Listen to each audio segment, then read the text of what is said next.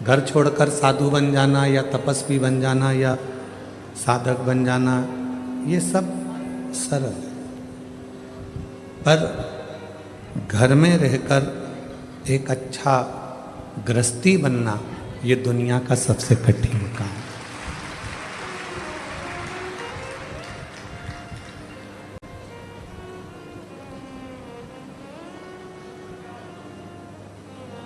परिवार में प्रेम कैसे हो?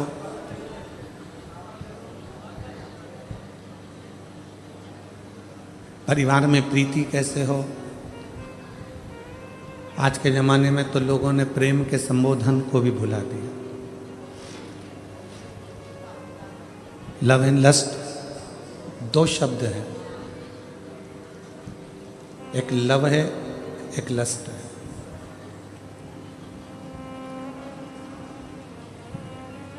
लव एंड लस्ट दो शब्द हैं। आज की दुनिया के लोग लस्ट को ही लव कह देते हैं। लव केवल प्रेम है, उसमें वासना नहीं है, और लस्ट केवल वासना है, उसमें प्रेम नहीं है।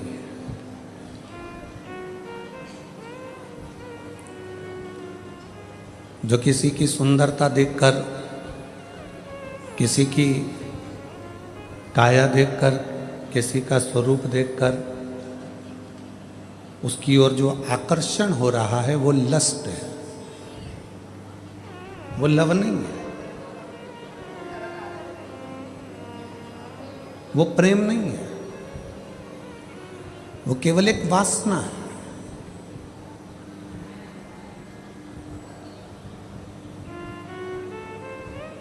प्रेम में न वासना होती है, प्रेम में न लोभ होता है, प्रेम में न आसक्ति होती है। प्रेम केवल समर्पण की भावना को रखता है।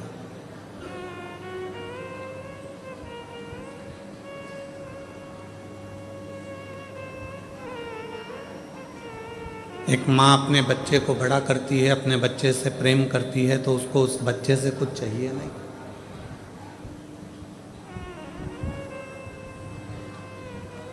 माँ ये नहीं चाहती कि मेरा बच्चा मुझे कुछ देगा जिसको मैंने बड़ा किया।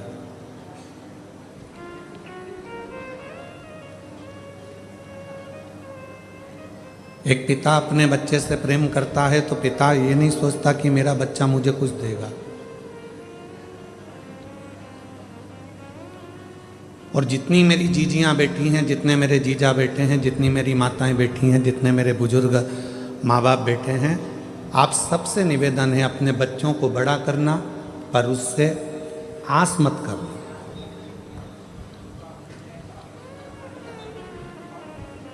बच्चों को बड़ा करो, पर बच्चों से आस मत करो। जिसने आस करी उसने दुनिया में बहुत धोखा खाया। कई माताओं की आस रहती है, मेरी बहू आएगी, गरम रोटी देगी, बहू आएगी, गरम भोजन देगी, बहू आएगी, मुझे पाँव पड़ेगी, बहू आएगी, मेरा सम्मान करेगी। और मालूम पड़े चंद्र घंटा आ गई तो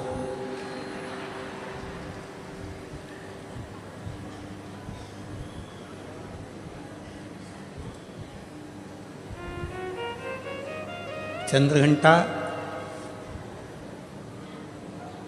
माँ अम्बा दुर्गा भवानी का एक ऐसा नाम है जिस नाम पर लोग भले थोड़ा बहुत विचार कर लें कि चंद्र घंटा गुरुजी बोल दिए।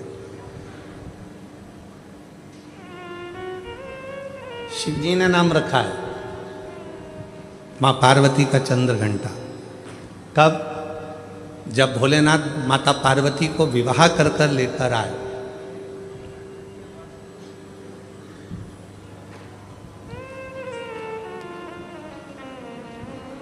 चारों तरफ तारकासुर के आतंक फैला हुआ था।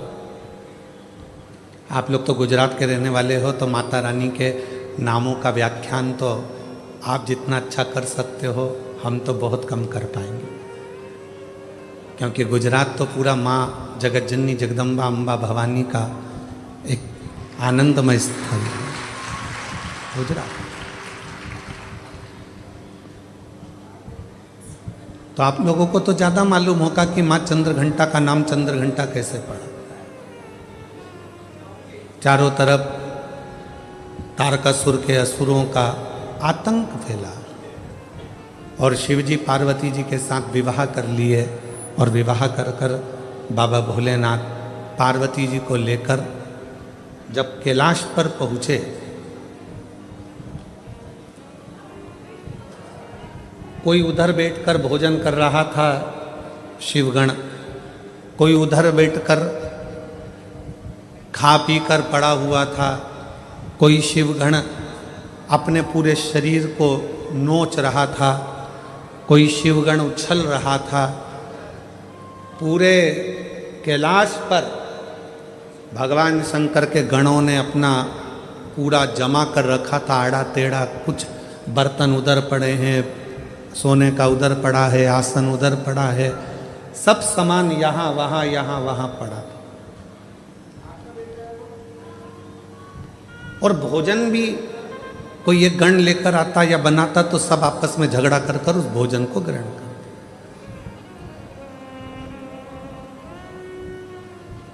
जैसे ही पार्वती जी कैलाश पर पहुंची और पार्वती जी ने देखा कि सारा अस्त व्यस्त कैलाश है, कोई सामान इधर पड़ा है, कोई सामान उधर पड़ा है, कोई सामान उधर पड़ा है, तो पार्वती जी ने शिव जी से कहा कि अपना विवाह हुआ है, अपन कहाँ रहेंगे ऐसे कैलाश पर। शंकर भगवान बोले अब तुम घर की बहू बनकर आई हो, मेरी अर्धांगिनी बनकर आई हो, तो अब तुम इस पूरे घर को जमाना, सेट करना, पूरे घर को अच्छा बनाना, ये तुम्हारी जवाबदारी। पार्वती जी ने कहा इतना बड़ा कैलाश और मैं जमाऊं, तुम अकेली नहीं, ये गण है ना इतने सारे, इनके साथ मिलके जमाओ। पार्वती जी बोली ऐसे गण खाए पिया पसर गए, कोई अपने बाल खुजा रहा है, कोई हाथ पैर खुजा रहा है, कोई के 12 मुंह, कोई के 4 मुंह, कोई के 6 मुंह, इनको कैसे समझाऊंगी। पार्वती जी बोली इनका भोजन कौन बनाता है। शंकर भगवान बोले अभी तक हम बनाते थे। गणों का पेट भरने की जवाबदारी तो हमारी है, संसार का पेट भरने की जवाबदारी हमारी है। संसार पृथ्वी पर जितने भी जीव जन्म लेते हैं उनके पेट भरने की जवाबदारी हमारी है। पर अब आज से तुम हमारे साथ शादी कर कर आ गई हो, ये सारी जवाबदारी हमारी खत्म हो गई। आज से पेट भरने की जवाबदारी तुम्हारी है, तुम अन्नपूर्णा बन जाओ और सबका पेट भरो। हमारी जवाबदारी खत्म हो गई। बहू सोचे कि ये सामान कौन जमाएगा, सास जिठानी की देवरानी।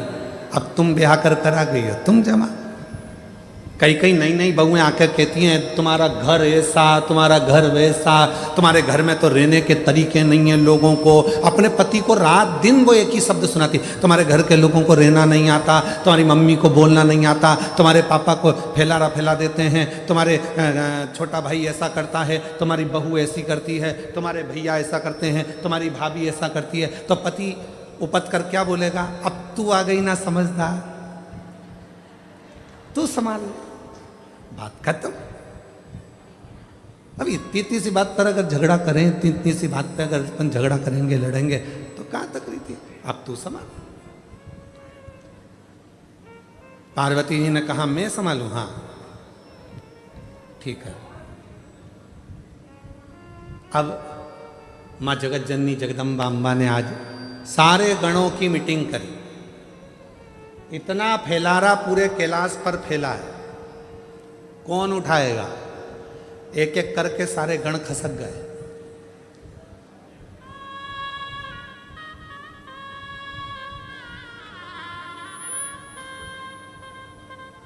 कौन उठाएगा, कोई नहीं। पार्वती जी ने शिव जी से कहा, वो तो सब चले गए। शंकर भगवान ने फिर डमरू बजाया, सबको बुलाया। पार्वती जी ने पूछा ये भूख लगी है सबको, हाँ। भोजन करोगे सब, हाँ। अब सबने हाँ भर दी। पार्वती जी बोली मैं भोजन बना रही हूँ, जितनी देर में खाना बनाऊं, भोजन बनाऊं, उतनी देर में पूरा कैलाश सेट हो जाना चाहिए, जम जाना चाहिए। और जो जमा कर आएगा सबसे पहले भोजन उसी को मिल जाएगा। जाओ। सब पहुंच गए, सब ने सामान जमाना प्रारंभ कर दिया। कोई झाड़ू लगाए, कोई बुआरी लगाए, कोई तोरण बांधे, कोई मंडप बांधे, कोई कुछ करे, कोई कुछ करे, सब करे। एक गण आया, मां भोजन। पार्वती जी बोली चिंता मत करो, जैसे ही भोजन तैयार हो जाएगा मैं घंटा बजाऊंगी, तुम सब दौड़ के आ जाना, भोजन करा दो। सुबह से शाम हो गई। अब जो चंद्र शिव जी के मस्तक पर विराजमान था वो भी पार्वती शंकर जी से कह रहा भूख लगी है। शंकर भगवान बोले कर काम जा,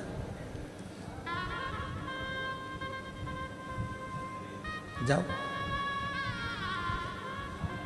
रात्रि होने लगी, चंद्र पुकारने लगा, मां भोजन दीजिए।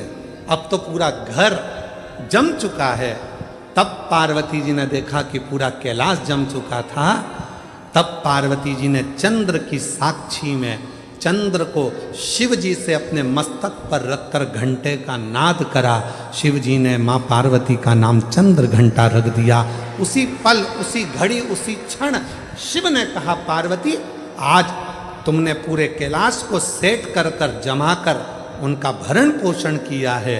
जो तुम्हारे नाम का उच्चारण करेगा वो कितना भी बिखरा हुआ क्यों ना हो, हृदय से टूटा हुआ क्यों ना हो, उसकी दुकान, उसका व्यापार चाहे कितना भी बिखर गया हो, अगर प्रतिदिन एक दुर्वा वो चंद्र घंटा के नाम से अगर मुझे समर्पित करेगा तो उसका घर, परिवार, व्यापार मैं खुद सेट करते चले जाऊंगा, जमाते चले जाऊंगा।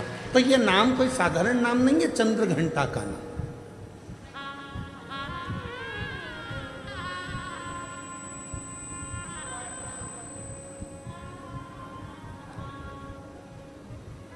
आस लगाना छोड़ो।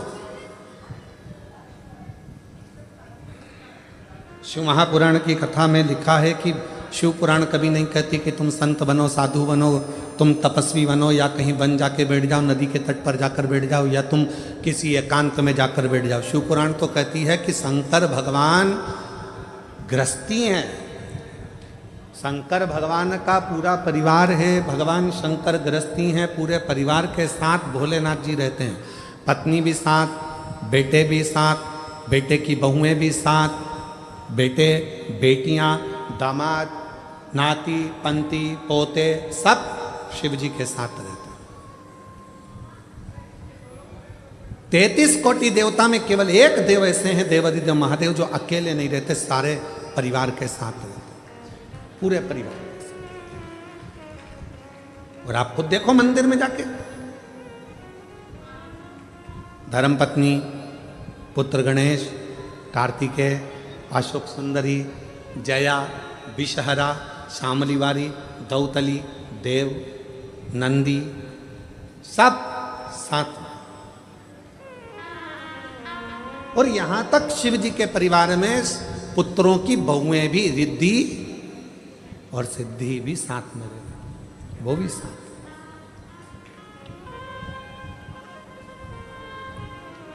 पूरा परिवार साथ में रह रहा, पूरा परिवार।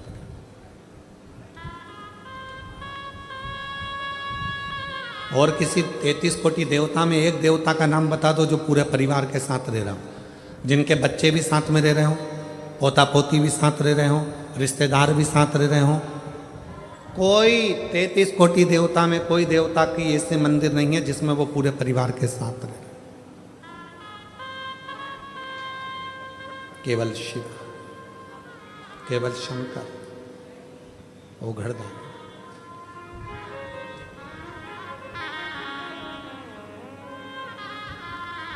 क्यों? एक बार माता लक्ष्मी जी ने भी भगवान विष्णु से पूछ लिया था कि शिव जी का पूरा परिवार एक साथ में है, शंकर भगवान का पूरा परिवार एक साथ में है, ये क्यों? भगवान नारायण ने माता लक्ष्मी से, विष्णु पुराण में वर्णन आता है कि लक्ष्मी को माता भगवान नारायण ने कहा था, सुनो लक्ष्मी, भगवान का पूरा परिवार एक ही मंदिर में इसलिए दर्शन देता है, शिव जी का परिवार कहता है, शिव महापुराण की कथा कहती है लक्ष्मी कि जब घर का कोई एक व्यक्ति भी अगर शंकर के शिवलिंग पर जल चढ़ाता है तो उसके घर में रहने वाला छोटे से छोटा बच्चा हो, चाहे बूढ़े से बूढ़ा व्यक्ति हो, वो चढ़ाए गए जल का फल पूरे खानदान को मिल जाता है, पूरे परिवार को मिल जाता है,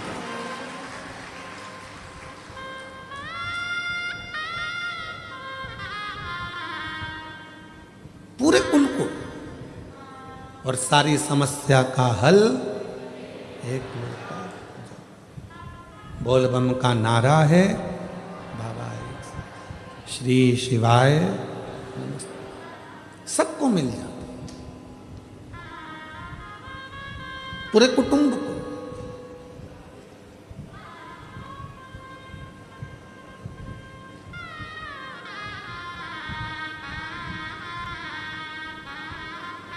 और तेरी कृपा बिना न हिले एक भी अणु, लेते हैं श्वास तेरी कृपा से तनु तनु। बखान क्या करूँ मैं राखों के ढेर का, चपटी भभूत में है खजाना कुबेर का। गंगाधार मुक्ति द्वार ओमकार तू, घोर ओमकार तू। आयो शरण तिहारी शंभु तार तार तू।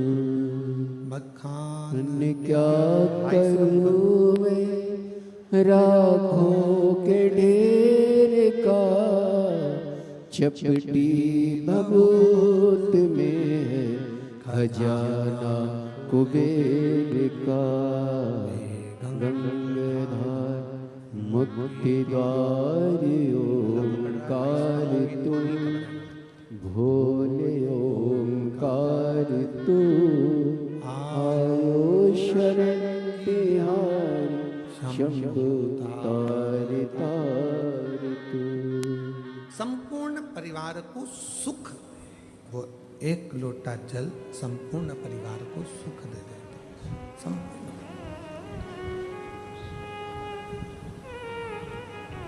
आप शिव की आराधना तो शिव पुराण कह रही है, संत बनना सरल है, साधु बनना सरल है, तपस्वी बनना सरल है, पर घर में रहकर एक अच्छा व्यक्ति बनना, अच्छा गृहस्थी बनना, ये कठिन, ये दुनिया का सबसे कठिन काम।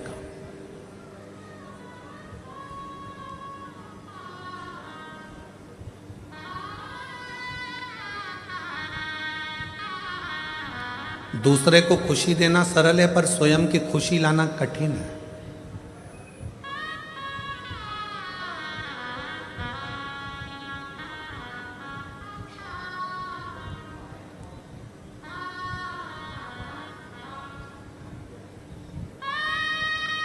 अपने चेहरे की प्रसन्नता जब समाप्त होती चली जाती है तो व्यक्ति अपने आप बूढ़ा होते चले जाता है।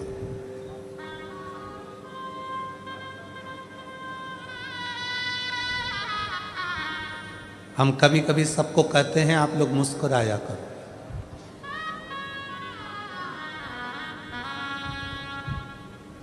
अपने घर में भी रहो तो ऐसे रहो कि मुस्कुराते रहो।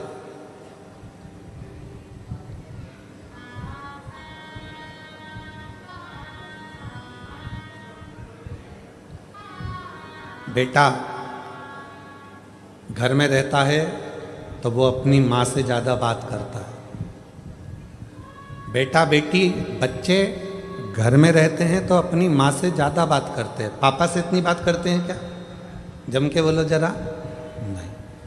बच्चे बाहर चले जाते हैं, फ़ोन पे बात करते हैं तो मम्मी से ही ज़्यादा बात करते हैं, माँ से ज़्यादा बात करते हैं, पापा से नहीं, पिता से नहीं।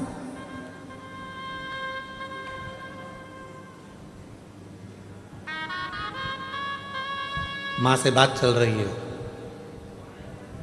और पिताजी पास में अपनी धर्म पत्नी के पास में बैठे हैं, वो माँ से बात कर रहा है।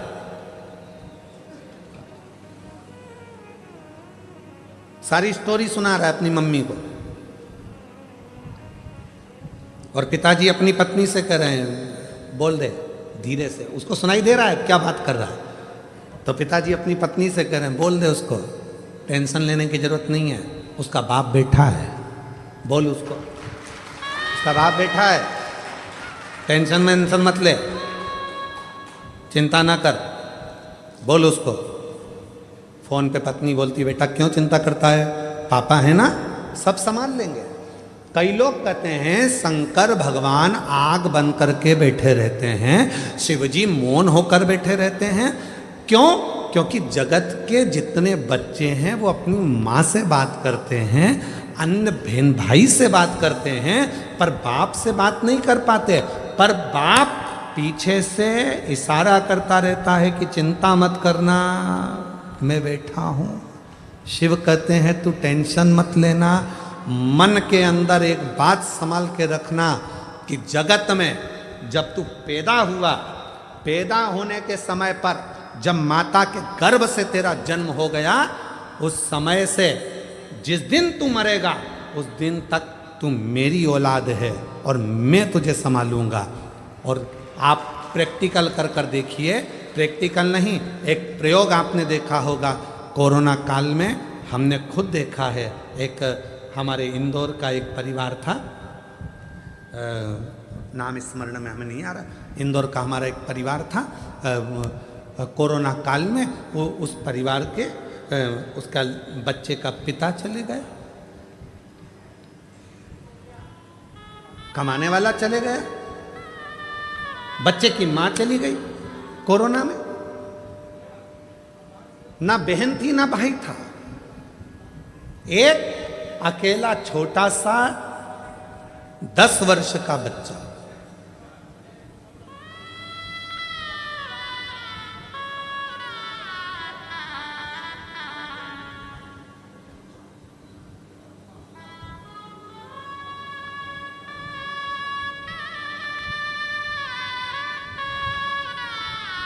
गए मिलने के लिए, बच्चा, जितने मिलने वाले उनके रिश्तेदार थे, या अनाथ हो गया। अनाथ है, अनाथ है, अनाथ है। हमने कहा चिंता मत करो, 13 दिन पूरे होने दो, विश्वनाथ है, ये अनाथ नहीं है, विश्वनाथ, वो विश्वनाथ संभालेगा। कई अच्छे अच्छे परिवार के लोग एकत्रित हुए, सब ने कह दिया इस बच्चे को हम पढ़ा लेंगे। हम एक निर्णय लिया गया, आज वो बच्चा अच्छे स्कूल में पढ़ रहा है, अच्छी एजुकेशन कर रहा है और पढ़ने में भी होशियार है। कौन संभाल रहा है? दादी को लगता है कि दादी सोचती है कि मैं परिवार को संभाल रही हूँ, बहू सोचती है मैं घर चला रही हूँ, बेटा सोचता है अगर मैं दुकान नहीं जाऊँगा तो घर नहीं चलेगा, बेटे को लगता है मैं फैक्ट्री नहीं जाऊँगा तो फैक्ट्री नहीं चलेगी, किसी व्यक्ति को लगता है कि मैं काम नहीं करूँगा तो ये काम ही नहीं होगा, मैं करूँगा तो होगा। अंदाजा निकाल दीजिए अपनी बुद्धि में से कि तुम कर रहे हो। जिस दिन तुम्हारी श्वास बंद हो जाएगी, शव पड़ा रहेगा, उस दिन भी तेरा घर चलेगा, उस दिन भी फैक्ट्री चलेगी, उस दिन भी दुकान चलेगी, उस दिन भी व्यापार चलेगा। जिस दिन तू चला भी जाएगा उस दिन भी चलेगा। क्यों? क्योंकि उसने जितना तेरे ललाट पर लिख कर रखा है। घर में 10 लोग रहते हैं तो 10 का भाग्य रहता है, घर में 4 लोग रहते हैं 4 का भाग्य रहता है। याद रखना, सामूहिक परिवार में रहने का हमारा सनातन धर्म कहता है कि परिवार को जोड़कर चलो। क्यों कहते हैं? इसमें परिवार का हित नहीं, तुम्हारा हित है। क्यों? अगर परिवार में चाचा जी हैं, ताऊ जी हैं, ताई जी हैं, जितने परिवार के सदस्य हैं, सबके भाग्य की लक्ष्मी, अगर एक का भाग्य सही नहीं है तो दूसरे का भाग्य तो अच्छा होगा, दूसरे का भाग्य ठीक नहीं है तो किसी तीसरे का तो भाग्य अच्छा होगा, तीसरे का भाग्य भी ठीक नहीं है तो किसी चौथे का भाग्य तो अच्छा होगा।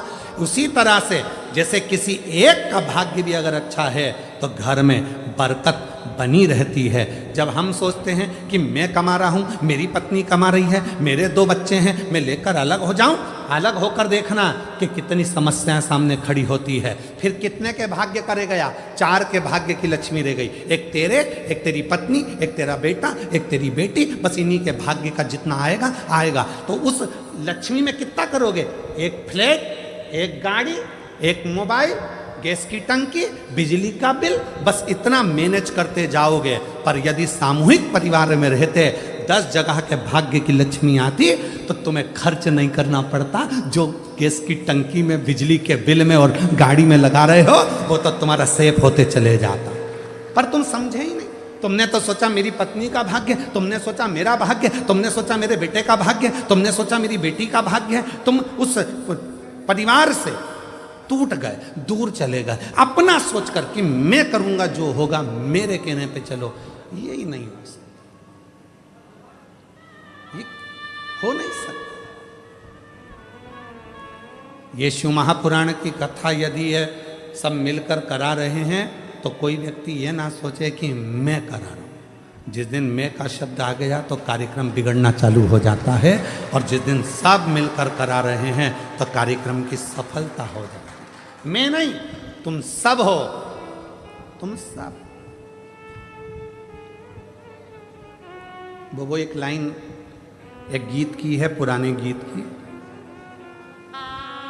तुम जैसे दोस्तों का सहारा है, तुम जैसे दोस्तों का,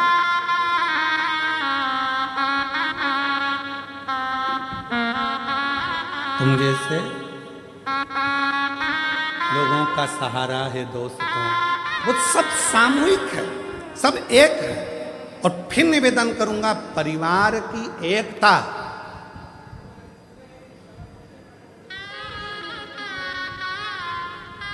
घर की फूट और जगत की लूट। याद रखना, जब हमारे आपस में ही हम फूट डाल लेंगे तो दुनिया के लोग लूटना प्रारंभ कर देंगे। इसलिए घर की फूट, जगत की लूट, फूट मत डालो। एक हैं, एक रहेंगे, सामूहिक हैं, सामूहिक रहेंगे, सब मिलकर चलेंगे, आगे बढ़ेंगे, सब।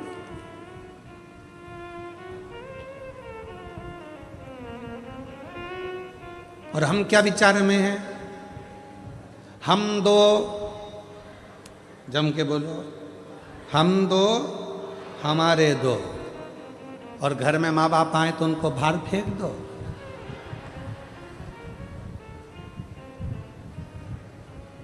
कोई तुम्हारे घर में आया तो उसको बाहर फेंक दो? नहीं, सब मेरे हैं। जितना बन सकता है सामूहिकता में रहने का प्रयास करो। बटोगे तो कटोगे, एकजुट होकर रहोगे तो जिंदगी के हर पहलू में, हर पहलू। कौन नहीं देता? पर जितनी मेरी जीजियां बैठी हैं, जितने मेरे जीजा बैठे हैं, जितनी मेरी बेटियां बैठी हैं, जितने मेरे बेटा बैठे हैं, जितने बुजुर्ग माँ बाप बैठे हैं, आज एक बात याद कर जाना, तुम किसी से आस लगाना छोड़ दो। आज से नियम ले लो कि मैं अगर आस लगाऊंगी तो मेरे भोले नाथ से लगाऊंगी, बाकी के किसी से नहीं लगाऊंगी। क्यों? हम जिससे आस लगाते हैं वो आस एक ना एक दिन टूटती। कितना सोच के बैठी थी, मेरी बहू आएगी, गरम रोटी खिलाएगी, मेरे पाँव दबाएगी, मेरी चंपी करेगी।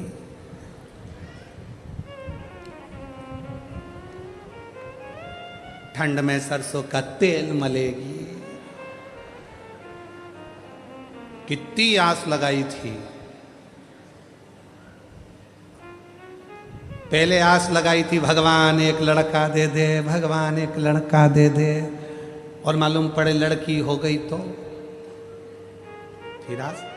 फिर भगवान से आस लगी, भगवान ने लड़का भी दे दिया। आस लगी फिर लड़का बड़ा होगा, शादी करूंगी, बहू आएगी, और बहू आई। ऐसा नहीं है कि नहीं आई।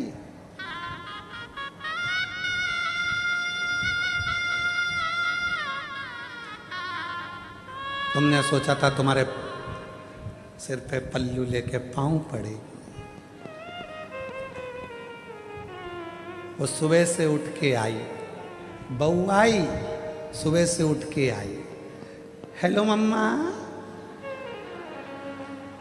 चाय बनाई? बहू आई, मम्मा बोली है तू बना हमको पिला। ओ नो, मैं नहीं पिलाऊंगी। मेरे गई कमरे में, सो रहा था भेरू। अजी अजी, और ना जाने कौन कौन से 3-4 शब्द हैं, मैं बोलूंगा तो आप लोगों को बुरा लग जाए। और मेरा बाबू, और मेरा वो क्या चाचू की जानू, हाँ ऐसा कुछ बोले। अब उसको उठा रही, अजी उठो। अब वो बोले क्या है, क्या चाय? तो जाना किचन में, मेरी भी बना के ला। मैंने तो मेरे पापा के घर कभी ना बनाई। तूने चाय नहीं बनाई? नहीं, बेवकूफ बनाया, चाय नहीं बनाई। पति गया, चाय बनाई, इतने में माँ आ गई। माँ ने विचार करा तेरी शादी में डीजे पे गाना बजवाया था, अजीबो शान शहंशा। डीजे पे गाना चला था, अजीबो शान शहंशा। आज शहंशा की ये हालत हो गई। बनियाड़ पे चाय बना रही है, चाय।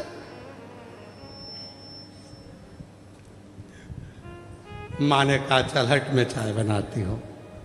किसी को दया नहीं आती, पर वो बुजुर्ग माँ हर जगह पर अपने बेटे के लिए खड़ी हो जाती।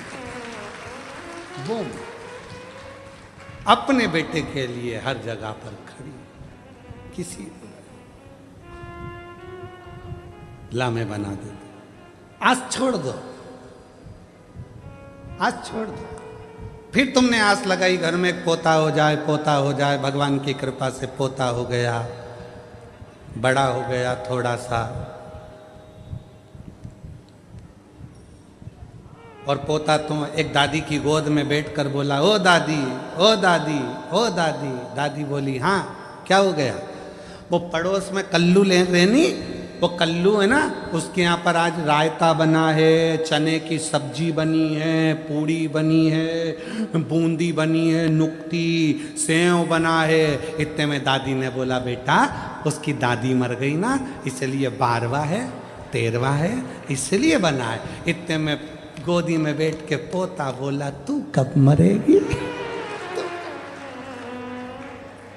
बूंदी कब मिलेगी? दादी भी सोचे, आस लगा के बैठी थी कि सोने की सीढ़ी पे चढ़ूंगी, ये तो मुझे जीते जी चढ़ाए जा रहा है स्वर्ग की सीढ़ी। और विचार करी थी सोने की सीढ़ी चढ़ेगी। आस लगाना छोड़ दो। भाई भाई से आस लगा कर बैठा है मेरा भाई, बहन भाई से आस लगा कर बैठी है मेरा भाई, मेरी बहन, मेरे रिश्ते, मेरे नाते। शिव महापुराण की कथा कहती है किसी से आस मत लगाओ, नाता एक शिव जी से, दूजा नाता तोड़ दो, और रिश्ता एक शिव जी से, दूजा रिश्ता छोड़ दो। एक नाता, एक रिश्ता, एक कुटुंब, एक कबीला, फिर कोई संबंध, कोई आस का नहीं।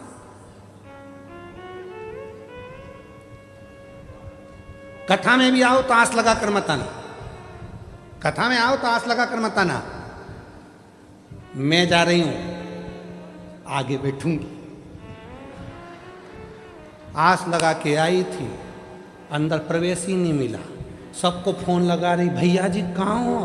भैया जी बोले हमारी तो खुद बैठने की सेटिंग नहीं हो रही, पीछे खड़े। आस लगा के बिल्कुल मत आओ। तुम तो ये सोच कर आओ मेरा शंकर भगवान मेरा भोलेनाथ जहाँ बिठाएगा बैठ जाऊंगी, कथा सुनाएगा सुनूंगी और चली जाऊंगी। जाएं विधि राखे शंभु ताई विधि रहिए, और शिव शंकर हरे शंकर गौरी शंकर कहिए, जैसा शिव रखे वैसे रहने का प्रयास।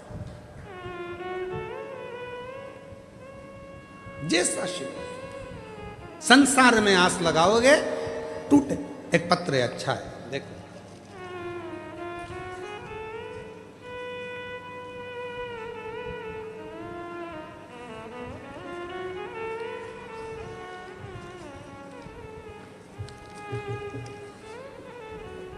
मोहिनी बहन विनोद भाई कहार, मैं बड़ौदा की रहवासी हूँ। कहीं बैठी हों तो हाथ हिला सकती हैं। मोहिनी बहन विनोद भाई कहार, अगर कहीं बैठे हों तो हाथ हिला सकते हैं। बैठे हैं, हाथ हिलाओ। दिख गए हो, आ जाइए बहन, आ जाओ। मैं मोहिनी बहन विनोद भाई कहार, मैं बड़ौदा की रहवासी हूँ। गुरुजी, मेरी तबीयत अचानक खराब हो गई थी। मुझे अस्पताल लेकर गए, एडमिट किया, और 4-5 दिन के बाद बताया गया कि दोनों किडनी खराब हो चुकी है। आपको डायलिसिस करवाना पड़ेगा। घर वाले बहुत परेशान हो गए। तबीयत ऐसी कि बचना भी मुश्किल हो गया था। बाबा, एक लोटे जल का क्या वर्णन करूं।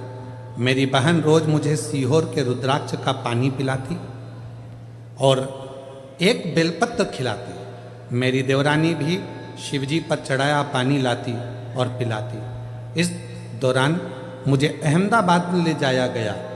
वहाँ भी यही चीज़ बताई गई कि आपको आजीवन डायलिसिस करवाना पड़ेगा। और वहाँ मेरे भाई की लड़की रुद्राक्ष का पानी लाती। मैंने विश्वास नहीं तोड़ा। मेरे पुत्र ने भी आंवले के पानी का प्रयोग चालू किया। रोज रात को 9:15 वाला जो आपका उपाय है वो मेरे बेटे ने करना प्रारंभ करा। कुंदकेश्वर महादेव का नाम लेकर दवाइयाँ खाती और डायलिसिस चल रहा था। पर डॉक्टर ने कहा कि ये तो जिंदगी भर चलेगा। समझ नहीं आया। रुद्राक्ष का जल पीती और 9:15 वाला जो उपाय था वो करना प्रारंभ करा। आज मैं बाबा को धन्यवाद देने के लिए आई हूँ गुरुदेव कि आज मेरा एक भी डायलिसिस नहीं होता। मेरी किडनियों ने काम करना प्रारंभ कर दिया और सारी की सारी रिपोर्ट नॉर्मल होने लगी। मेरी सारी की सारी रिपोर्ट नॉर्मल होने लगी। डॉक्टर ने भी बताया कि आपकी दोनों किडनी, डॉक्टर ने भी बताया कि आपकी दोनों किडनी काम करने लगी है। अब आपको डायलिसिस की कोई ज़रूरत नहीं है। ये बाबा की कृपा है गुरुदेव कि आज मेरी किडनियाँ काम करने लगी। शिव पर भरोसा करिए, शंकर पर भरोसा करिए। हम संसार के लोगों पर भरोसा करें।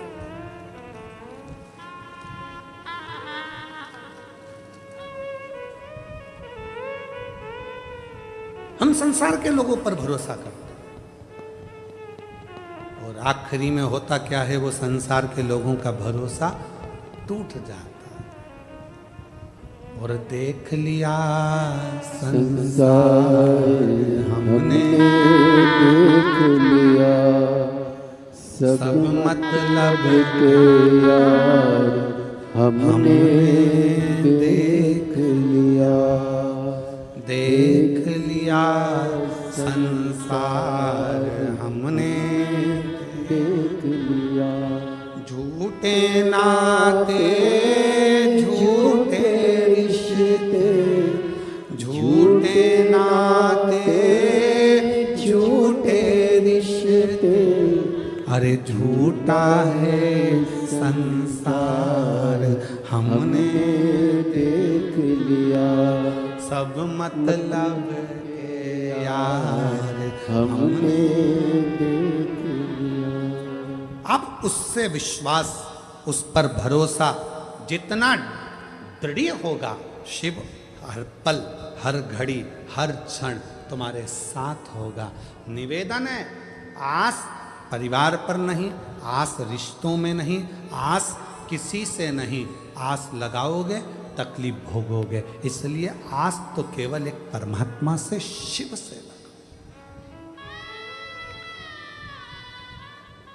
रोज भगवान को एक लोटा जल चढ़ाने जाओ तो कहकर आया करो, बाबा आखिरी श्वास तक पलंग पर मत पटक देना, शरीर में कोई ऐसा रोग मत दे देना कि मैं पलंग पर सड़ती रहूं।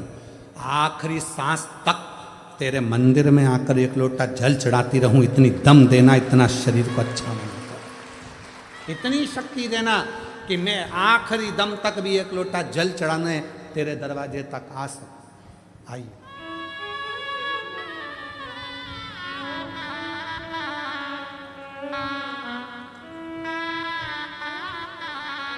झूठे नाते झूठे रिश्ते, झूठे नाते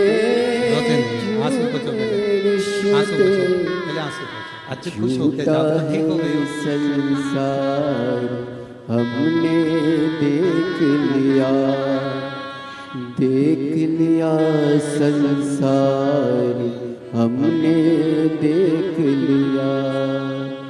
एक हफ्ते में 3 डायलिसिस होते थे और 4 महीने तक लगातार डायलिसिस, हर हफ्ते में 3 बार डायलिसिस कराना पड़ता था। किडनी दोनों खराब हो गई थी। डॉक्टर ने तो जवाब दे दिया था, पर आज शिव की कृपा से डायलिसिस भी पूरा बंद हो गया और भगवान की कृपा से किडनियों ने काम करना प्रारंभ। रोते नहीं, खुश हो, अब आंसू पोछो, पहले अच्छे से जाओ। दीदी कह रही है मैं सीहोर गई थी, माँ का रुद्राक्ष लेकर आई, उसको तांबे के कलश में गलाकर शिव को चढ़ाकर पानी अपनी बहन को दे देती थी।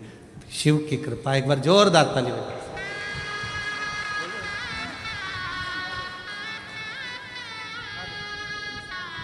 वो रिश्ता तेरा मेरा सबसे है प्यारा। डॉक्टर ने कह दिया था बचेगी नहीं, पर शिव की कृपा उसकी उदार है। आप आस कैसे कर, आप किस पर भरोसा कर रहे हो? वो शिव, वो शंकर। जो जैसी भावना लाया वो वैसा ही फल पाया। एक विश्वास अपने, एक पत्र आया, उस पत्र में एक पति अपनी पत्नी के लिए उस पत्र को लिख रहा और पत्र में उसने लिखा, हम पढ़े लिखे हैं, एजुकेटेड हैं। आप कहते हो कि कथा के पंडाल की मिट्टी भी फल देती है। मेरी पत्नी को बच्चे नहीं थे जब सूरत में पहली कथा हुई थी आपकी, जब सूरत में पहली कथा हुई थी, अभी सूरत की दूसरी कथा, सूरत में जब पहली कथा हुई थी तो मैं अपनी पत्नी को केवल दिखाने के लिए ले गया था कि बाबा सब झूठ बोलते हैं, वो पत्र में लिख रहा। और मैं अपनी पत्नी को केवल दिखाने के लिए सूरत ले गया क्योंकि मेरी पत्नी कह रही थी कि वहाँ की मिट्टी मेरे पेट पर लगाना है, मुझे कथा में लेकर चलो। मैं उसको केवल दिखाने के लिए लेकर गया था कि यह सब झूठ होता है। उसने पत्र में लिखा,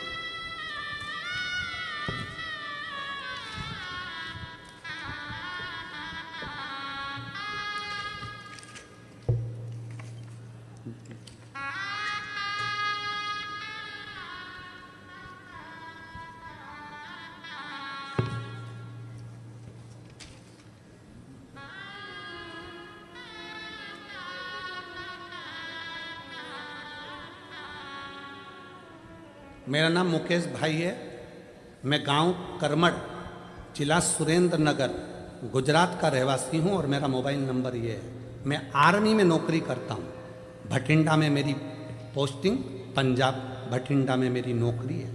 कहीं बैठे हों, आप ही हैं, ऐसे हाथ हिला दो एक बार, हाँ वापिस हाथ हिलाओ, आ जाइए। बच्चा आया है साथ में, हाँ ले आइए। मेरी भटिंडा में नौकरी है, मैं आर्मी में हूँ। मैं आप पर भरोसा नहीं करता था, मैं नहीं जानता कि पंडाल की मिट्टी क्या इतनी बलवान होती है। आर्मी का भी कोई ऐसा डॉक्टर नहीं था जिसको मैंने अपनी पत्नी को नहीं दिखाया, ऐसा दुनिया का कोई डॉक्टर नहीं था जिसको मैंने अपनी पत्नी को ना दिखाया हो, पर सबने कह दिया था कि इसको बच्चा नहीं होगा।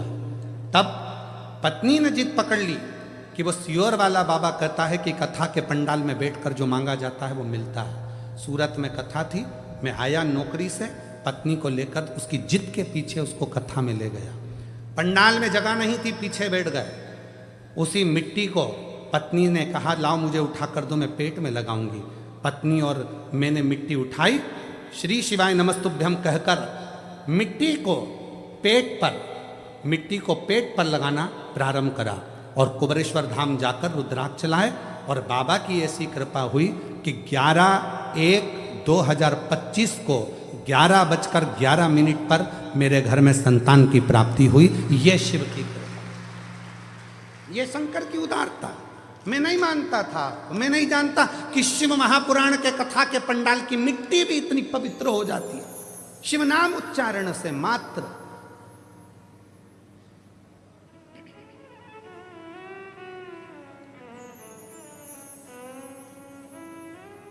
आपको लगता है कि आप कथा सुनने के लिए आए हो, पर हम कभी नहीं मानते कि आप कथा सुनने के लिए आए हो। हम कभी नहीं मानते कि आप कथा सुनने के लिए आए हो। हम तो ये मानते हैं कि मेरे कुबरेश्वर बाबा को, मेरे ओघड़दानी को, मेरे शंकर भगवान को, जिस नगर में कथा हो रही है, बड़ौदा में हो रही है, सूरत में हो रही है, या उत्तर प्रदेश में हो रही है, या गुजरात में हो रही है, या मध्य प्रदेश में हो रही है, जिस जगह पर कथा हो रही है वहाँ के कितने लोगों को भगवान शंकर को झोली भरना है, उतने लोगों को ही कथा में बुलाकर बिठाता है। ये उसकी रीति है। कितने लोगों की झोली भरना है, बस उतने ही कथा के पंडाल में पहुंचेंगे। कितनों की झोली भरना है, उतनों को ही वो अपनी कथा में बुला पाता है और उतनों को बुलाकर उसकी झोली भर देता है। आज नहीं देगा, कल देगा, 3 महीने में नहीं देगा, 6 महीने में देगा, पर देगा जरूर। फाइल अगर थोड़ी मोटी है, पढ़ने में टाइम लगेगा, पर मेरा महादेव बिना दिए रहेगा। जो जैसी भावना लाया वो वैसा ही फल पाया, नहीं खाली उसे लौटाया, वो मन ही मन हर्षाया, और कर दिया माला माल काशी वाले ने लुटा दिया भंडार काशी वाले ने। वो उस पर कितना भरोसा है तुम्हारा, उस पर विश्वास कितना है तुम्हारा, उस पर दृढ़ता कितनी है तुम्हारी। आप किससे आस लगा कर बैठे हो, आप किस पर भरोसा कर कर बैठे हो। ये शिव महापुराण की कथा जो बड़ौदा गुजरात में चल रही है, आप सियोर वाले महाराज को सुनने के लिए नहीं आए हो। ये मन से निकाल देना कि हम सियोर वाले महाराज को सुनने के लिए आए, सियोर वाले बाबा को सुनने के लिए आए। नहीं नहीं नहीं, सियोर वाला बाबा तो कभी शिव पुराण बाजता ही नहीं है। बाजता तो वो ओघड़दानी कुबरेश्वर महादेव है, वो बाजता। सामर्थ्यता नहीं है किसी की कि शिव शंकर की कथा बाच ले, सामर्थ्यता नहीं किसी की कि शिव की आराधना कर ले, सामर्थ्यता नहीं किसी की कि शिव का भजन कर ले। वो कराता है तो करते हैं भाई, वो कराता है तो करते हैं, उसकी कृपा, उसकी दया। जो जैसी भावना लाया वो वैसा ही फल पाया। 11 साल के बाद हुआ है, जोरदार ताली बजाओ। शिव नहीं खाली उसे लौटाया, वो मन ही मन हर्षाया, कर दिया माला माल काशी वाले ने, लुटा दिया भंडार काशी वाले ने, लुटा दिया भंडार काशी वाले ने, कर दिया माला माल काशी वाले। जो जैसी भावना ला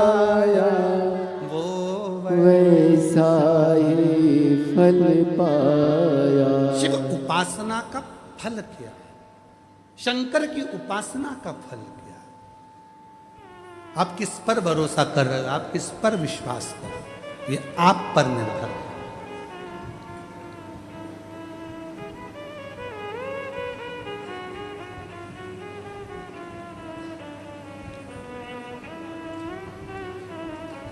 और महाराज वो दुनिया के दुखड़े मिटाने वाला है, वो दुनिया के कष्ट मिटाने वाला है। आस उसी से रखी जा।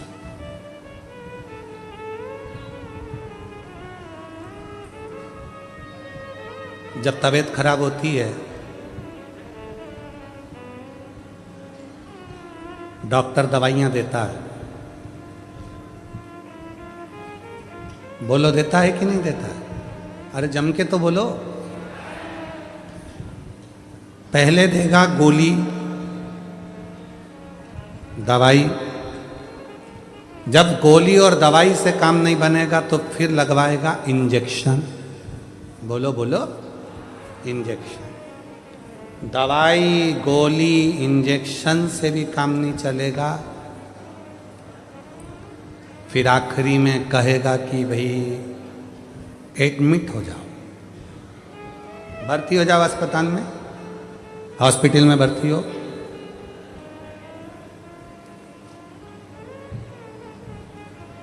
डॉक्टर साहब भर्ती एडमिट? हाँ, एक काम करो ना, मैं घर पे बॉटल चढ़वा लूंगा, मैं घर पे सब व्यवस्था कर लूंगा, तुम घर पे मैं इसको भर। ना ना ना, फालतू की बात मत करो, हॉस्पिटल में एडमिट हो। कितने दिन तक एडमिट होना पड़ेगा? 5 दिन या 7 दिन? 7 दिन भर्ती रहोगे, ट्रीटमेंट चलेगा, मुझे भरोसा है तुम पूरे अच्छे हो जाओगे, चले जाओ। 7 दिन? हाँ, देखूंगा, अगर 5 दिन में आराम लग जाएगा तो ठीक है, नहीं तो 7 दिन तो मैं हॉस्पिटल में रखूंगा। अब उसने दवाई दी, गोली दी, उससे आराम नहीं लगा, इंजेक्शन से आराम नहीं लगा, तो 7 दिन के लिए हॉस्पिटल में भर्ती करा। अस्पताल में जब भर्ती करा, एडमिट करा, ट्रीटमेंट देना प्रारंभ करा, 7 दिन बाद तुम इतने अच्छे हो गए कि दौड़ दौड़ के काम करने लगे और चकाचक आनंद से रहने लगे, आनंद से। बस यही कथा है।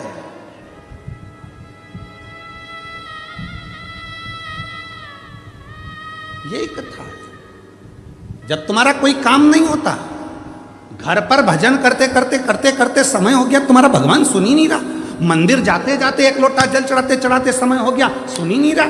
दवाई से काम नहीं हुआ, इंजेक्शन से काम नहीं हुआ, तब भोलेनाथ ने, डॉक्टर ने कह दिया तेरे बड़ौदा में 7 दिन की कथा हो रही है, हॉस्पिटल में आके एडमिट हो जा, तेरा दुख मिटाकर मैं तुझे घर भेज दूंगा। आजा बड़ौदा की कथा में, वेद कथा सुनने के लिए। 7 दिन एडमिट हो जा, रुक, सो, विश्राम कर, भोजन कर, भूमि को नमन कर। ट्रीटमेंट है, समय समय पर लेना पड़ेगा, सारा इलाज 7 दिन में तो वो ऐसा ट्रीटमेंट कर देता है कि 7 दिन बाद जब आप अपने घर पर जाते हो, शिव के बिना मन नहीं लगता, और तब बाबा भोलेनाथ फिर झोली भरना प्रारंभ कर देता है, स्वस्थ खुश आनंद में रखना प्रारंभ कर देता है।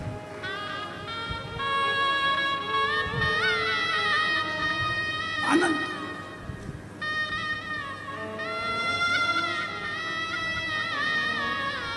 उससे अपने मन का भाव कहते हो, मन का। दुनिया के आगे प्रभु चुपचाप मैं रहता हूँ, दुनिया के आगे प्रभु चुपचाप मैं रहता हूँ।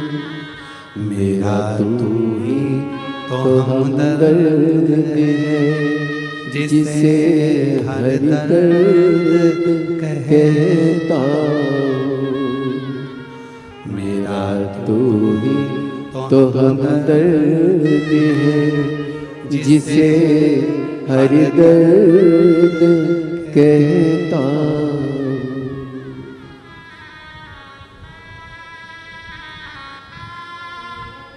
दुनिया के आगे प्रभु चुपचाप मैं रहता हूँ। मेरा तू ही तो हमदर्द है, जिसे हर दर्द कहता हूँ। मेरा तू ही तो हमदर्द है, जिसे हर दर्द कहता हूँ। जग है छलावा तेरे अलावा, किसी पे भरोसा नहीं,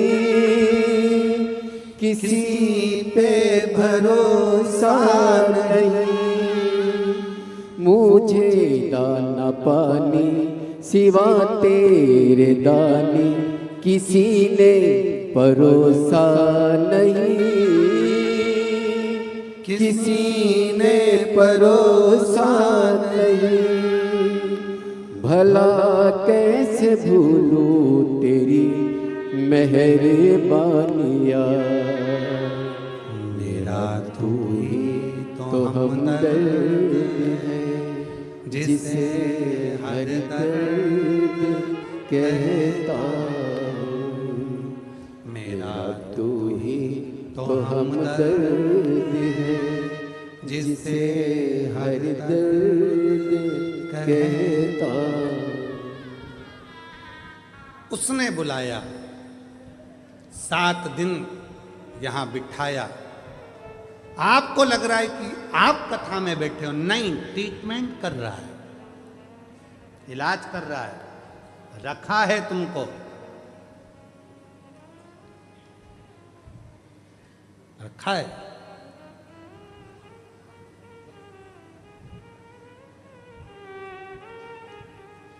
उसकी अविरल भक्ति में।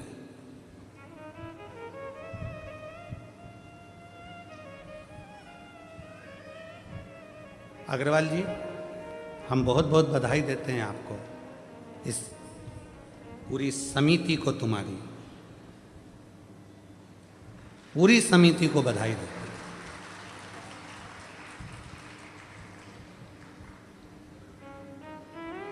आप लोगों ने भोजन की व्यवस्था इतनी सुंदर रखी है।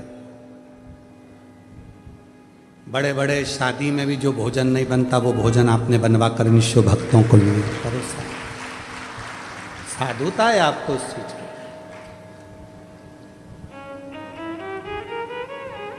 और पूरे बड़ौदा के जितने भी शिव भक्त हैं, जो कोई पानी, कोई चाय, कोई दूध, 24 घंटे जो व्यवस्थाओं में लगे हुए हैं, बाबा देव अधिदेव महादेव आपको क्या देगा ये तो आपको बाद में मालूम पड़ेगा। आपको करो सेवा, वो देगा। सेवा करो तो मेवा मिले रे।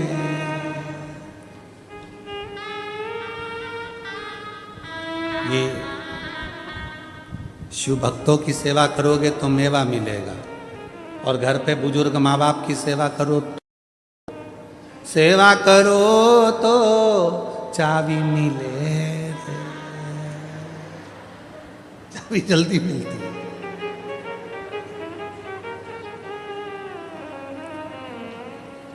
पर ऐसा नहीं है, चाबी के लिए कभी सेवा नहीं होना चाहिए। बुजुर्ग माँ बाप की सेवा तो इस भाव से करो कि हमारे भी बच्चे होंगे, अगर हम हमारे माँ बाप की सेवा करेंगे तो हमारी औलाद हमारी करेगी, इस भाव से। अगर हम आज अपशब्द कहेंगे तो हमारे बच्चे अपशब्द कहेंगे, हम आड़ा टेढ़ा बोलेंगे हमारे बच्चे आड़ा टेढ़ा बोलेंगे, हम कुछ बोलेंगे हमारे बच्चे आड़ा टेढ़ा। ये तो ये हाथ दे, ये हाथ ले।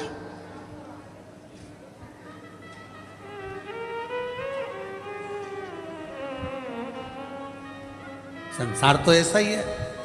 एक पढ़ा लिखा लड़का था, उसको नौकरी नहीं मिल रही थी, तो उसको सूचना मिली कि अपने गांव में सर्कस आया है। सर्कस वाले के पास जाकर बोला, भैया हमको नौकरी दे दो।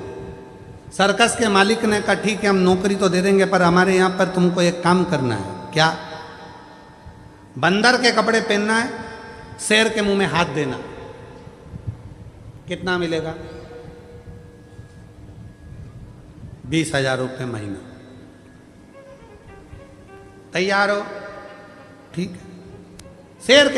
बंदर के कपड़े पहन के शेर के मुंह में हाथ देना। नौकरी नहीं मिल रही थी बेचारे को, तो उसने नौकरी कर। अब उसको पिंजरे के अंदर, सर्कस चालू हुआ, चारों तरफ लोग बैठ गए, उसको पिंजरे के अंदर शेर, बंदर के कपड़े पहना के शेर के पिंजरे में उसको छोड़ दिया। और जो शेर के पिंजरे में छोड़ा, इतनी देर में उस पिंजरे में फिर शेर आया दौड़ते हुए। जो शेर आया, ये पीछे खसक गया। शेर इसकी ओर बढ़ा, ये और पीछे खसक गया। शेर और आगे बढ़ा, ये और पीछे खसका। शेर को लगा ये घबरा रिया है। शेर झपट के उसके पास में गया, उसके कानों में जाकर बोला, चिंता मत कर, 20,000 में तू बंदर बना है, 30,000 में मैं शेर बना। क्यों चिंता करता है? नकली के युग में असली शेर भी नहीं मिलता। किस चीज की असली? आपका नकली नकली नकली नकली, सब नकली का युग चल रहा है और उसमें तुम असली ढूंढने का प्रयास कर रहे हो। दुनिया में चमक धमक देखकर ज्यादा चाले में ना पड़िएगा। कहीं आडंबर में मत फंसो, किसी आडंबर में मत जाओ कि हम आ जाएंगे तो हमारा ऐसा होगा। ना ना, तुम्हारा एक लोटा जल सारी समस्या का हल। एक लोटे जल में ना कोई आडंबर है, ना कोई दिखावा है, ना कोई ढोंग है, ना कोई ढकोसला है। वहाँ तो केवल प्रेम से अपने घर से एक लोटा जल लेकर जाओ और शंकर जी को धीरे धीरे श्री शिवाय नमस्तुभ्यं, श्री शिवाय नमस्तुभ्यं भाव से चढ़ाओ। और जिसने भाव से चढ़ाया, बाबा ने स्वीकार किया। एक पत्र है, अच्छा है।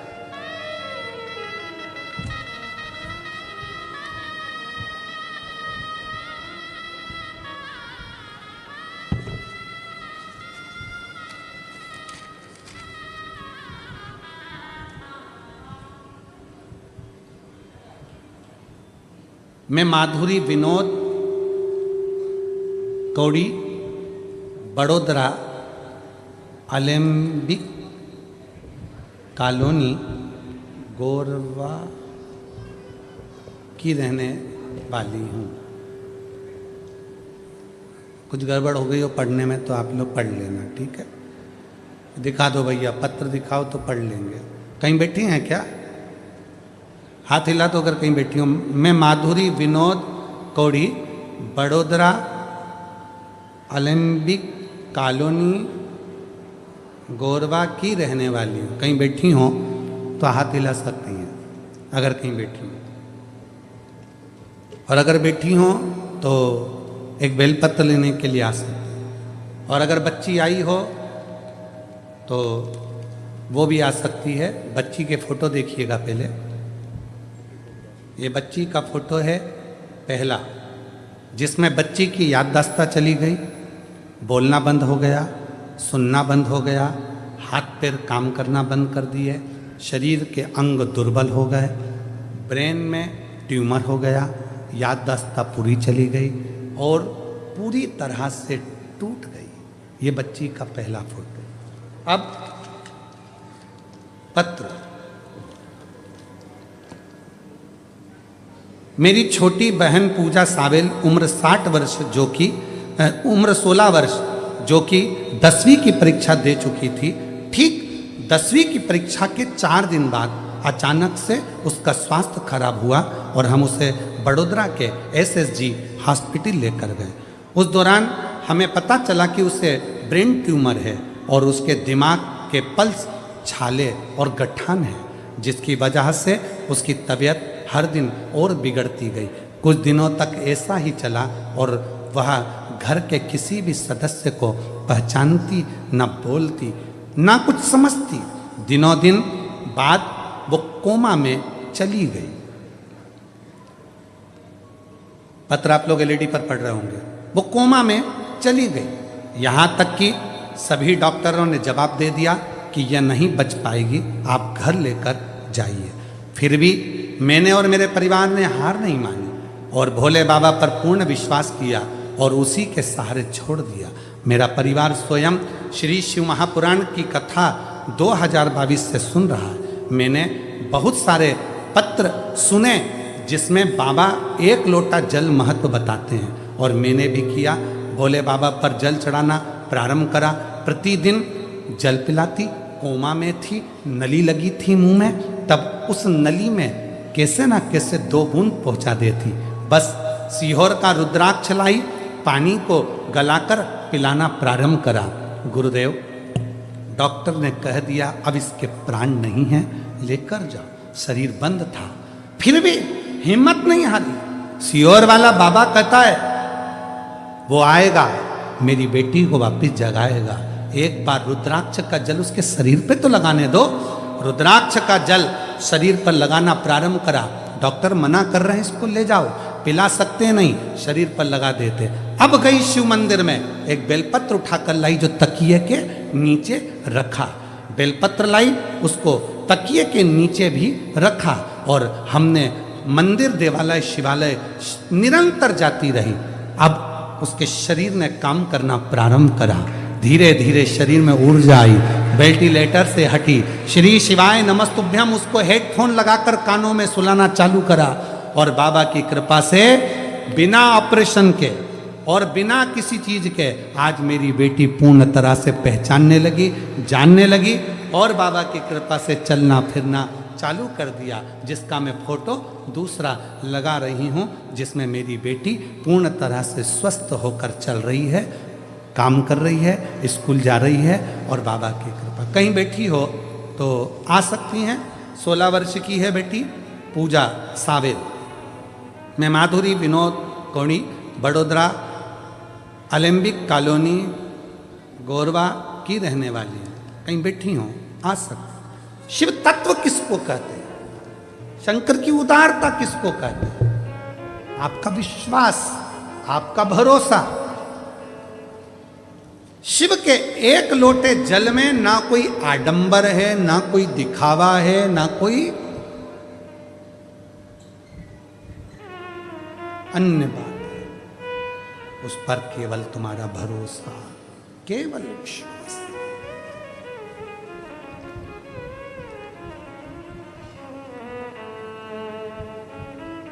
केवल विश्वास और कुछ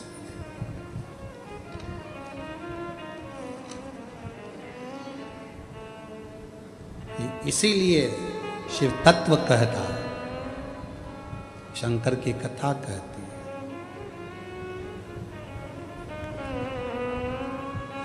होके नंदी पे सवार, सुन के भक्तों की पुकार, काशी नगरी से आए हैं मेरे भोलेनाथ। सुन के भक्तों की पुकार, होके नंदी पे सवार, काशी नगरी से आए हैं मेरे भोलेनाथ। सुन के भक्तों की पुकार, होके नंदी पे सवार, काशी नगरी से आए हैं मेरे भोलेनाथ।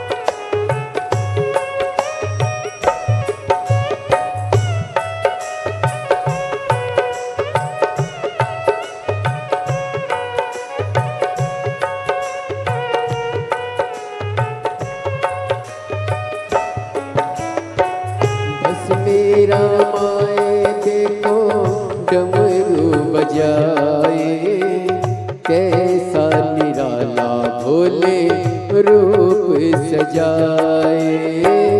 बस मेरा माए देखो डमरू बजाए, कैसा निराला भोले रूप सजाए। बस मेरा माए देखो डमरू बजाए, कैसा निराला भोले रूप सजाए। गले में सर्पों का होके नंदी पे सवार, काशी नगरी से आए है मेरे भोलेनाथ। सुन के भक्तों की पुकार, होके नंदी पे सवार, काशी नगरी से आए है मेरे भोलेनाथ।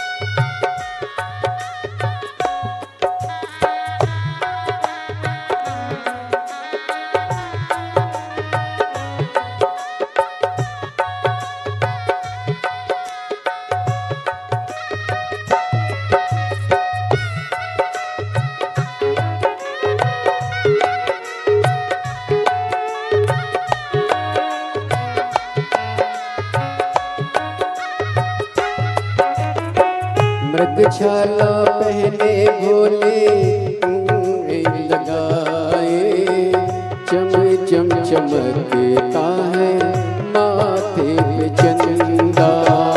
मृगछाला पहने भोले जटाओं में गंगा, चम चम चमकता है माथे पे चंदा। मृगछाला पहने भोले जटाओं में गंगा, चम चम चमकता है माथे पे चंदा।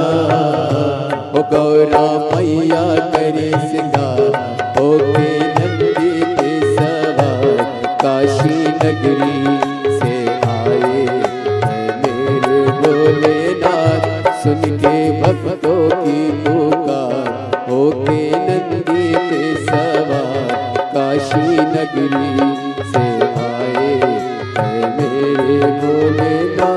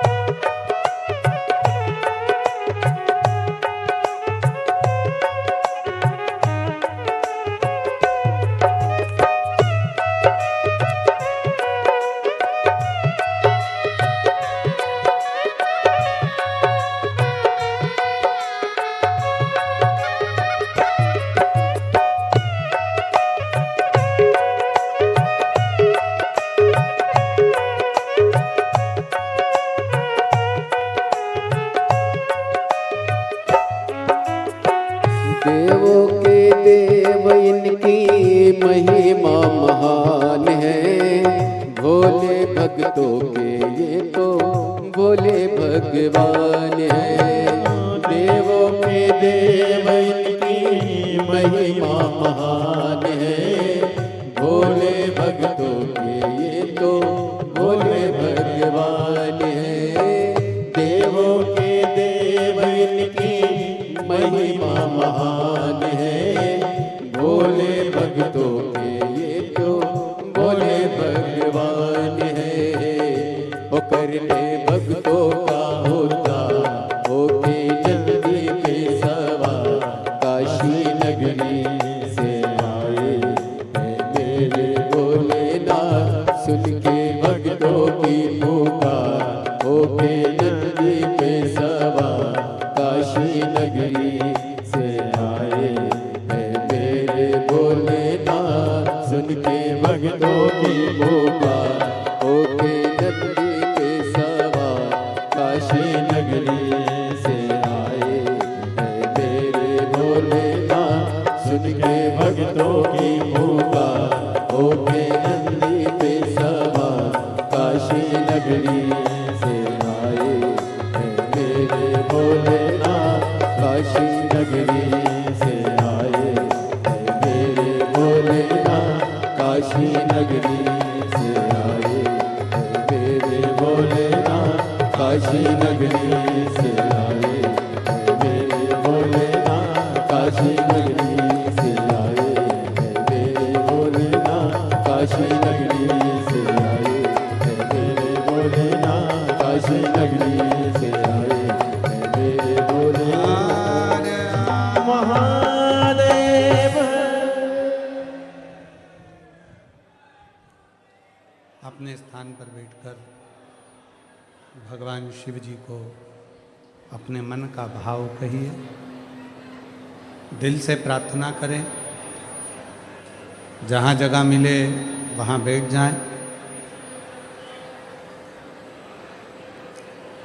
आज कथा का चतुर्थ दिवस है जो बड़ोदरा में चल रही है, बड़ौदा में।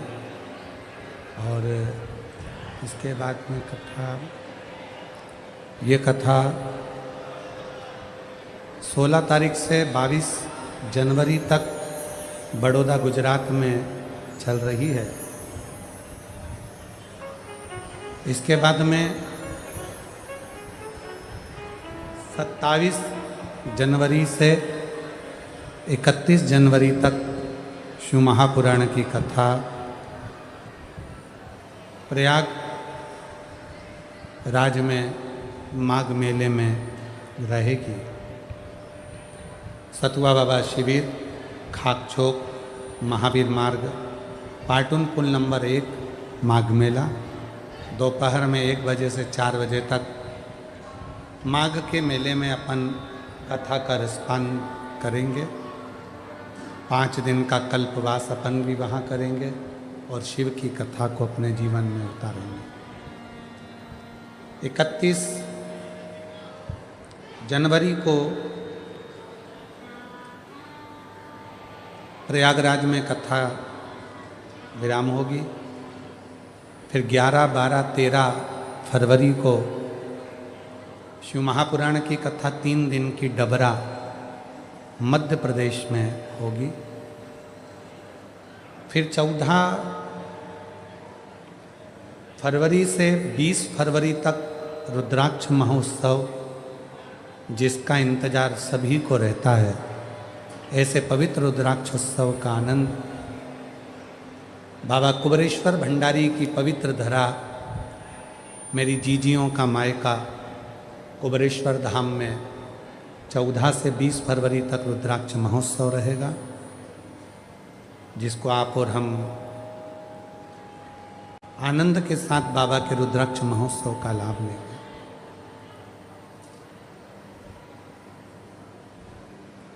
बाबा से अपने मन की बात कहिएगा।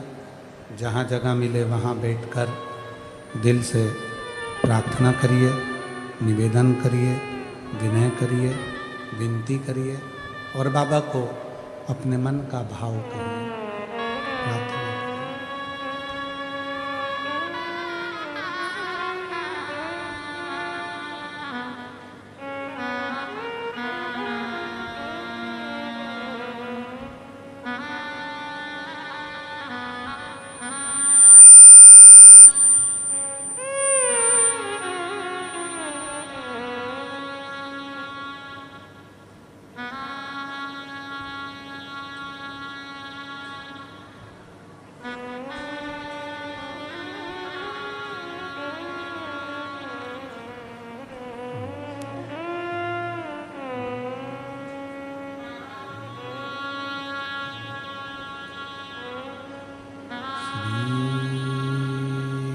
शिवाय नमस्तु श्री शिवाय नमस्तु श्री शिवाय नमस्तु श्री शिवाय नमस्तु श्री शिवाय नमस्तु भोला सब दुख काटो ओ भोला सब दुख काटो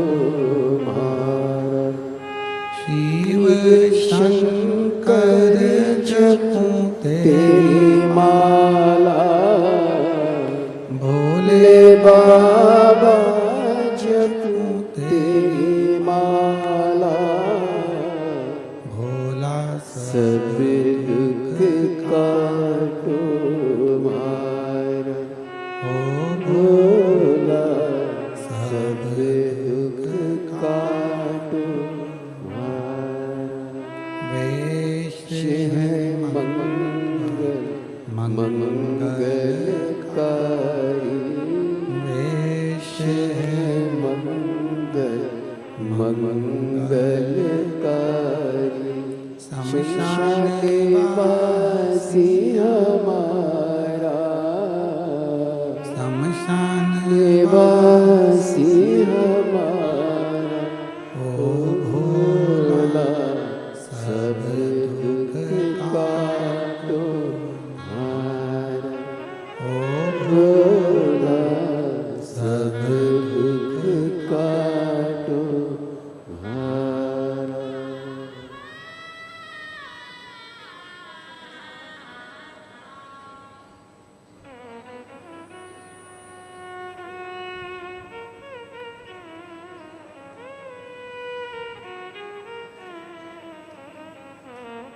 बाबा देवादिदेव महादेव भगवान शिव औगड़दानी त्रिकालदर्शी कैलाशी अविनाशी भगवान शंकर की पवित्र कथा कर रहे हैं। शिव महापुराण की कथा वर्णन कर रहे हैं।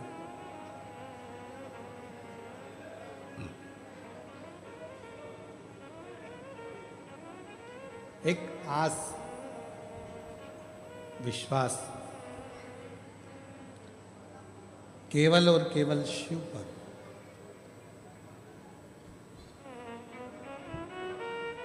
दक्ष प्रजापति ने जब माता सती के लिए स्वयंवर रखा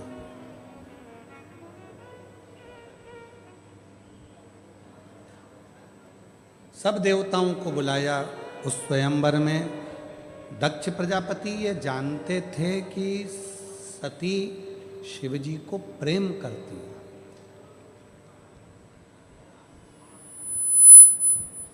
उनके हृदय में ये बात थी कि सती माता भगवान शंकर को प्रेम करती है, स्नेह करती है।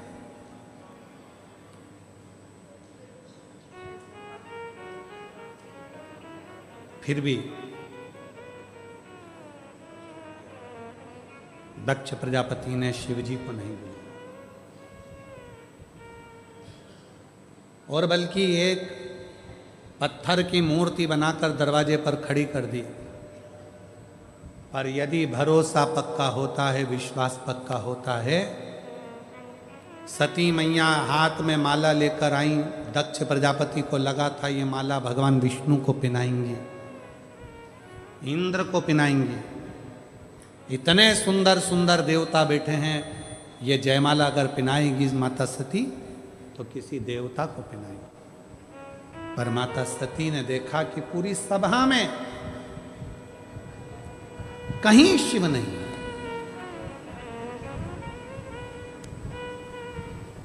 पूरी सभा के अंदर कहीं भगवान देवादिदेव महादेव भगवान शंकर है ही नहीं। और सखी कह रही है सती माता से, सती जिसको तू प्रेम करती है वो शंकर भगवान को तो तेरे पिताजी ने बुलाया ही नहीं। और तो और तेरे पिताजी ने एक मूर्ति बनवा के दरवाजे पर खड़ी कर दी हंसी उड़ाने के लिए।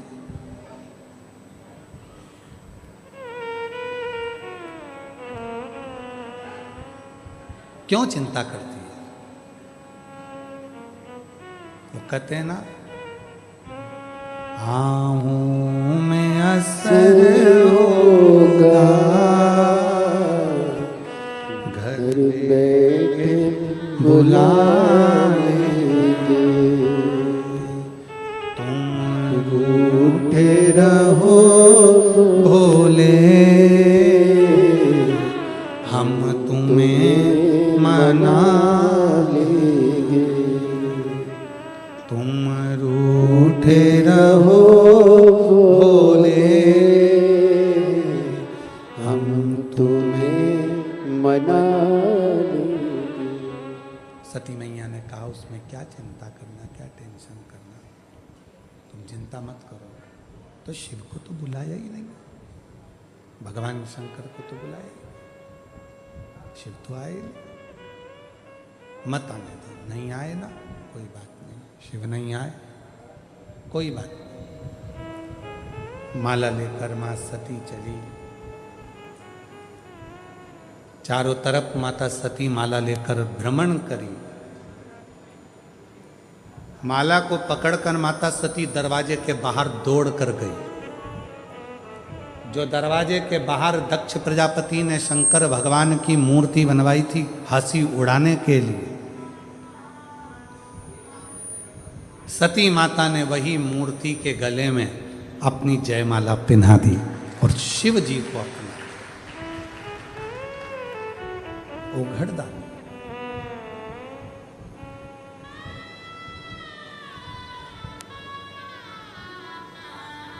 दक्ष प्रजापति बोले, दक्ष प्रजापति ने कहा,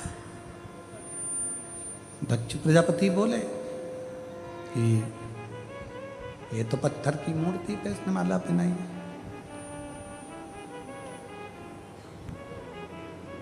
पत्थर की मूर्ति पे माला पहनाई है इसने। तो दक्ष प्रजापति कह रहे हैं, शंभु शंभु शंभु शंभु शंभु शंभु शंभु, पत्थर की मूर्ति पे माला पहनाई इसने। दक्ष प्रजापति शंभु शंभु शंभु शंभु शंभु शंभु, मुझे कोई मतलब ही नहीं, इसने तो पत्थर की मूर्ति पे माला पहनाई है।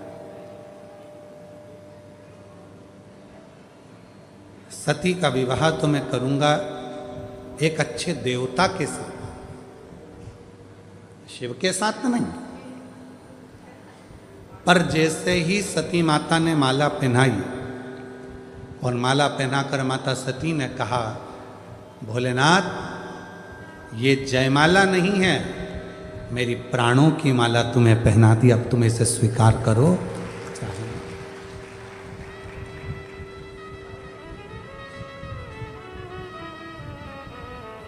ये जयमाला नहीं है, मैंने अपने प्राणों की माला तुम्हें पहना दी, अब तुम इसको स्वीकार करो चाहे मत करो, ये तुम्हारे ऊपर निर्भर करो, मैंने तो दे अब सौंप दिया इस जीवन का सब भार तुम्हारे हाथों में, है हार तुम्हारे हाथों में और जीत तुम्हारे हाथ। अब मैंने तो सौंप दिया, मैंने तो छोड़ दिया, अब आप इसको स्वीकार करें ना करें ये आपके ऊपर है। बस दक्ष प्रजापति ने जैसे ही माता सती का हाथ पकड़ा और हाथ पकड़कर जैसे ही दक्ष प्रजापति सती माता को लेकर दरवाजे से अंदर की ओर जाने लगे, को लेकर जैसे ही दरवाजे के अंदर जाने लगे, वैसे ही शिव उस पाषाण की मूर्ति में से प्रकट हो गए और सती का हाथ पकड़कर अपनी ओर खींचा।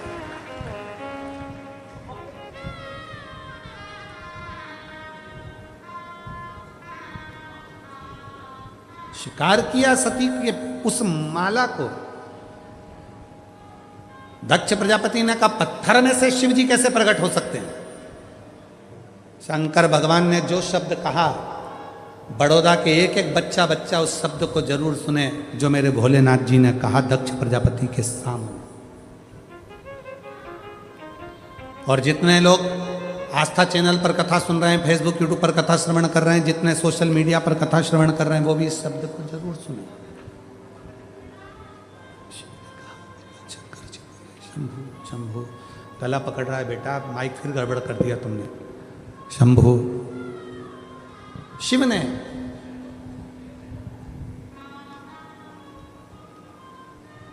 जो शब्द कहा, भगवान शंकर जो शब्द बोले, शिव जी ने कहा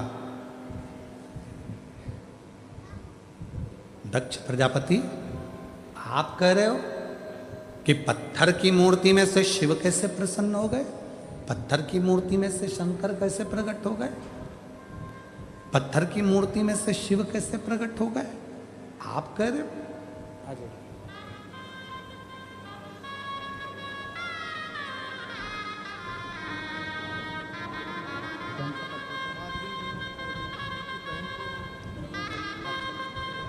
ठीक है बेटा,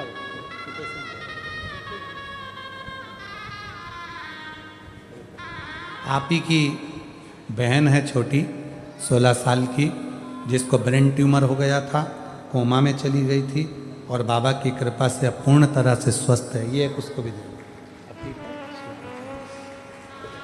जोरदार ताली बजाइए एक बार साधु की।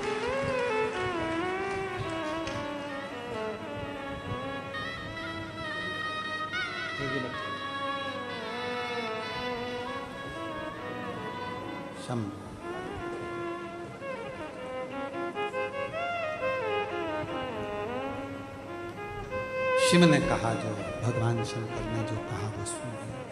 शिव ने जो कहा, शंकर जी बोले, शिव बोले, दक्ष प्रजापति तुम कहते हो कि पत्थर की मूर्ति में से शिव कैसे प्रकट हो गए, शंकर कैसे प्रकट हो गए, तुम कह रहे हो। आइस ज्यादा है, उसको कम करो थोड़ा।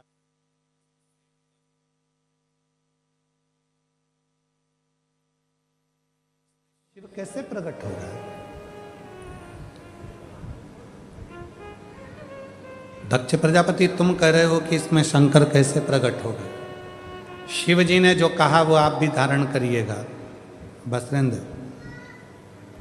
शिव जी ने जो कहा वो आप भी ध्यान करिए। शंकर भगवान कहते हैं, सुनो दक्ष प्रजापति, दुनिया की दृष्टि में लगता है कि शंकर का शिवलिंग पत्थर का है,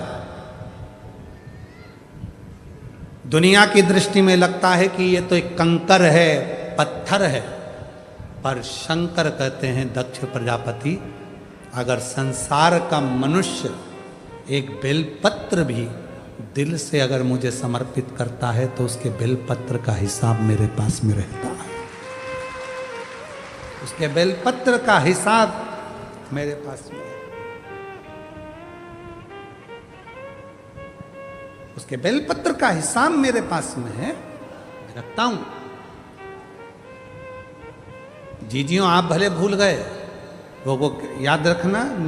हम आपसे पूछें 28 दिसंबर को भोजन में आपने सुबह के भोजन में क्या खाया था?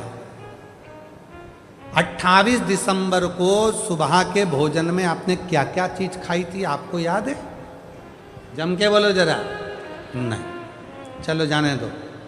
12 नवंबर को आपने क्या खाया था, याद है क्या? अरे बोलो तो जम के। नहीं।